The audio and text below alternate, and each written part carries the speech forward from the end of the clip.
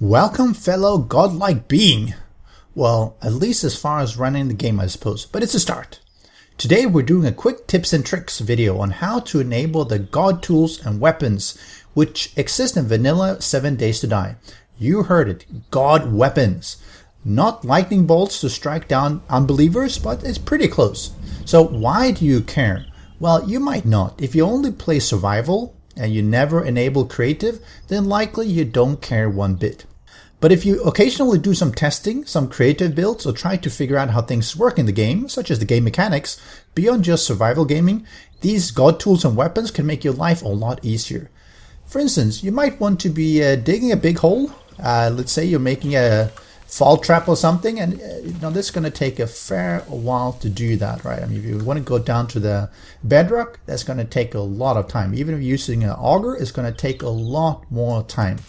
So what if you could just very simply just blast your way down all the way to the bedrock without having to really worry about shoveling or you change into your pick or something?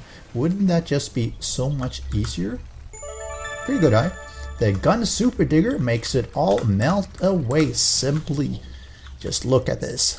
Much faster than digging for sure. Or how about you trying out some new defenses? You want some zombies to hit your traps to see how the design works. And then you need to clean up because instead of just spawning in 1 or 2 normal zombies, you accidentally spawn in 20 radiated cops here. Well, this is where the gun gets in play here, and you can just simply just clean up by shooting them one by one. Instant kill by this gun. Just die. See how they just pop?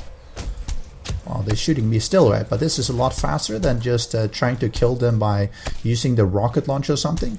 Rocket launcher, of course, would work, but you're going to have some holes in the ground and you might not want to have that. So the gun super die is a good way of doing that. So beyond that, there's also let me go down here. There's a wrench. One shot just dismantle it, not too bad. And we have the hammer of God, which just allows you to just bash things away, which makes it pretty simple if you just want to destroy some random buildings out there and just see how it falls. Now, of course, you could use the super digger, just do that and watch it all melt away, and see how the PC just freezes as everything comes crashing down. But at least it looks pretty cool, right? And why not just use the hammer of God just to whack these zombies? It works pretty well for that. Not as effective as shooting them, but at least it allows you to get some nice headshots here. So that works as well. Well, it almost works anyway. I guess some zombies just refuse to die. All this looks pretty cool and is already implemented in the game. It's just locked away in the XML files by default. What we need to do is access the items.xml file. To get to that one, if you've seen my previous modding videos, you already know. Otherwise, you simply go to Steam, you right click on the game, and go to Properties, Local Files tab, Browse Local Files, and then you browse down to the Data and Config folders. And you'll find most of the XML files being used for modding, among which is the items.xml. So we're going to open the items.xml one, and we're going to scroll down all the way down to the bottom. And this is where all the items are, obviously, for the game. You're going to see this arrow here, and it's all green. And of course, it's green because I'm using Notepad++, which color codes some of these things. So we're going to remove this arrow, and that's basically part of the commenting section. We're going to scroll up to here, and there's the starting sort of arrow thing as well. So as I remove that one, you're going to see the green color vanishes. So now the items are back in the game, but wait, there's a bit more that has to be done. If you look at this property that says creative mode dev, so it means that presumably it's accessible when you're in the dev or development mode. So how do we get into the development mode? Bzzz, wrong question. We're going to simply just remove this line because I have no idea how to get into the development mode. So we remove it there, and we basically remove it for all these tools and weapons. And that means you don't have to worry about getting into the development mode.